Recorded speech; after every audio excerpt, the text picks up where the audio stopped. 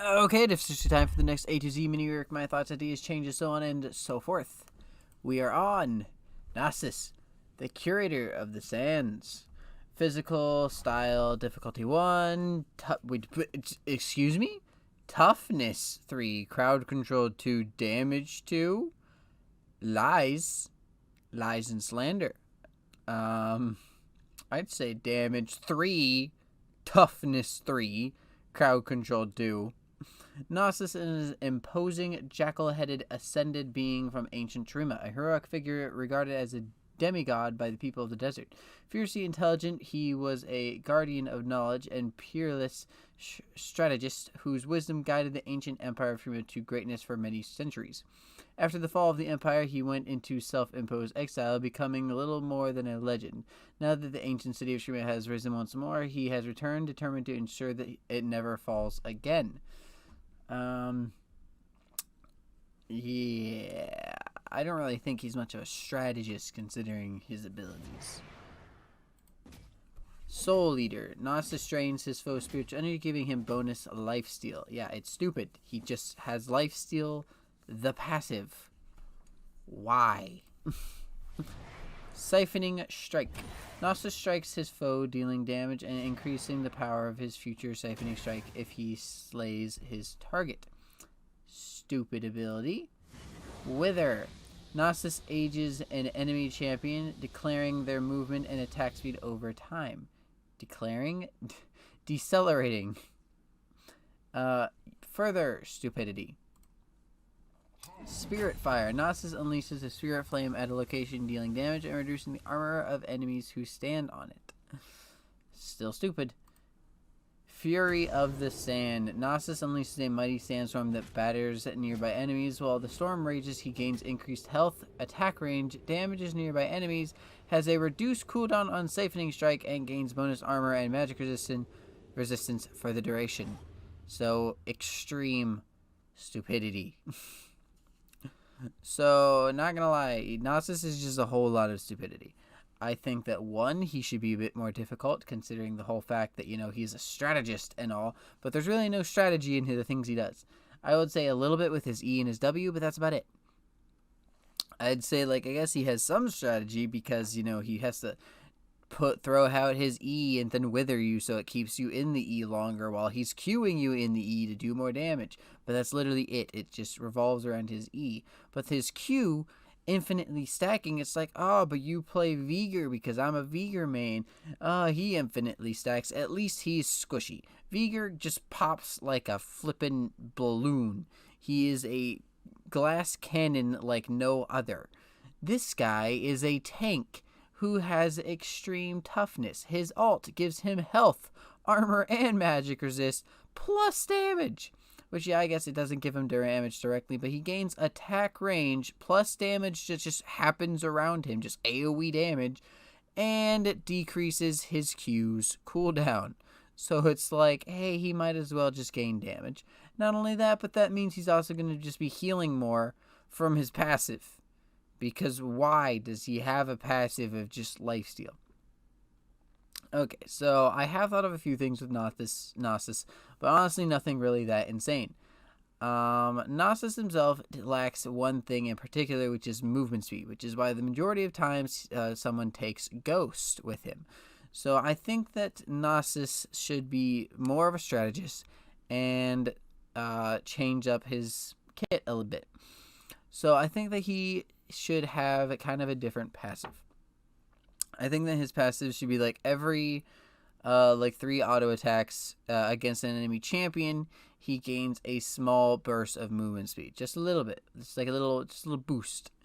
And then every 5 auto attacks against anything else gives him the same burst of movement speed. That way it's not just when he's against champions. So it'll allow him to keep chasing. So because of this, we're deleting Wither. Wither, it just should not exist. The fact that it lasts for 5 seconds, and 2 of these seconds you're at 90% slowed, it's just, why would you do that? Why would you put that on an ability? It just doesn't make sense.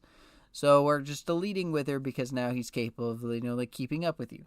So as I said, you're trying to make more of a strategy, and honestly, Gnosis's biggest aspect is his stacks.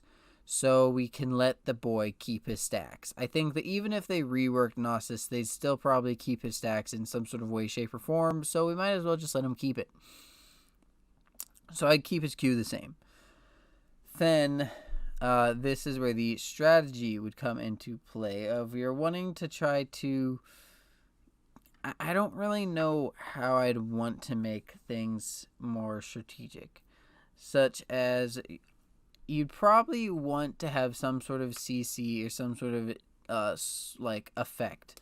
So I'd maybe make his E an actual pulse around him, such as he doesn't get to place it in a specific area, but that he places it on his being. Wherever he's standing, that's where the thing lands, and then it slowly increases over time.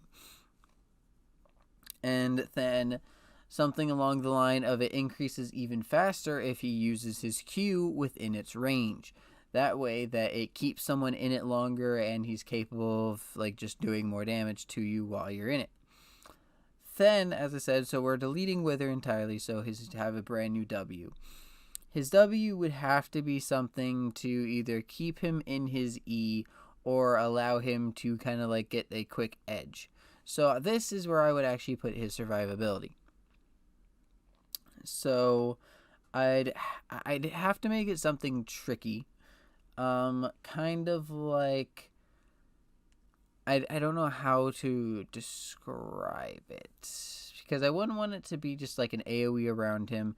So, but I wouldn't want this to be something more of a skill shot. So if anything, just make it you click his W and he either gains lifesteal or gains health in general. He just gains it as is. Or I'd want to put it in some sort of criteria, such as if he uses his W within his E, which with inside the AoE, it'll lower the range of the AoE, but it will heal him more the more it lowers. So the bigger his E is, the more it'll take, so the more it will heal.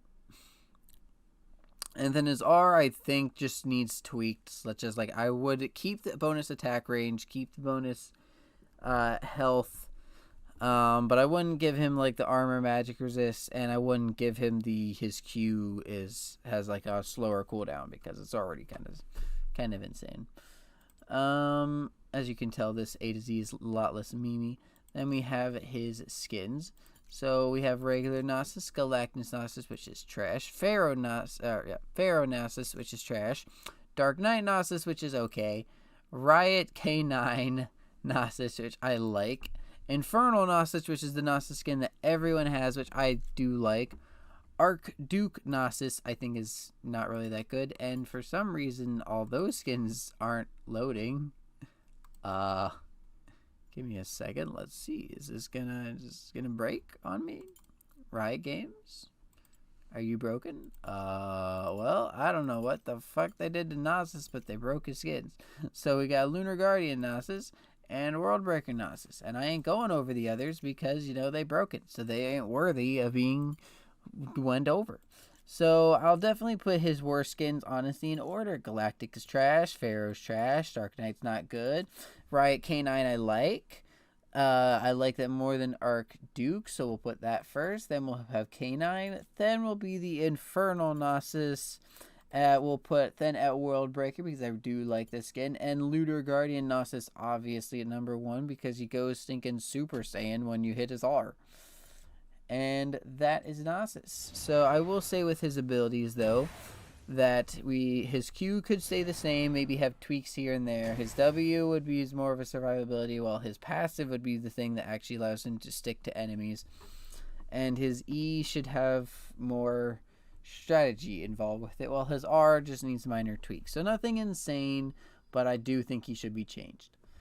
And that has been Gnosis. So if you agree or disagree with my A to Z mini-work, my thoughts, ideas, changes, or so on and so forth, please leave a comment down below and I will gladly get back to you. And with that, I'm going to thank you all very much for watching, and I'm going to bid you all adieu. Goodbye.